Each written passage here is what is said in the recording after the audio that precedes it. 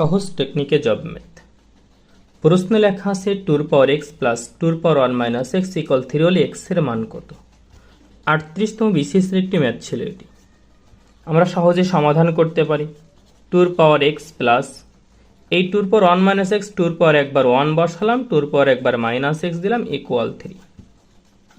এই 2 পাওয়ার x বসালাম plus 2 বসালাম। কোনো সংখ্যার পাওয়ার -1 মানে 1 বাই সেই সংখ্যাটি, কিন্তু 1 তো নাই, x তে x বসে যাবে ইকুয়াল 3। এই 2 পাওয়ার x বসালাম প্লাস এই 2 কে 2 বাই 2 পাওয়ার x ইকুয়াল 3। আমি এখানে একটু ধরে নিয়ে কাজ করতে পারি। ধরি 2 পাওয়ার x সমান a ধরে নিলাম, তাহলে a plus 2 by a equal 3।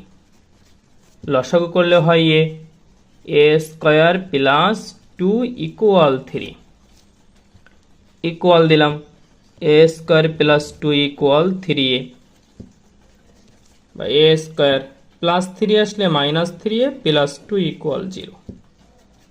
Middle term break করলে a square minus 2a minus a plus 2 equal 0। এখান থেকে a কমন নিলে a মাইনাস 2 মাইনাস 1 কমন নিলে a মাইনাস 2 ইকুয়াল 0। দুজন থেকে a মাইনাস 2 কমন যদি নেওয়া হয় তাহলে থাকে a মাইনাস 1 ইকুয়াল 0। আমরা জানি দুটি সংখ্যার গুণফল 0 হলে নিঃসন্দেহে ওর ভিতরে কেউ না কেউ 0 আছে।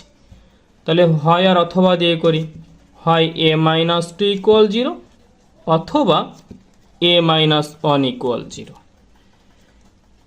এই বা দিলাম a ইকুয়াল 2, আমরা এর একটা মান ধরেছিলাম 2 পাওয়ার x, তাহলে 2 পাওয়ার x ইকুয়াল 2। এর কিছু না থাকলে পাওয়ার একটা 1 আছে, উভয় পাশের বেস 2 উঠে গেলে x ইকুয়াল 1, অতএব x এর মান 1।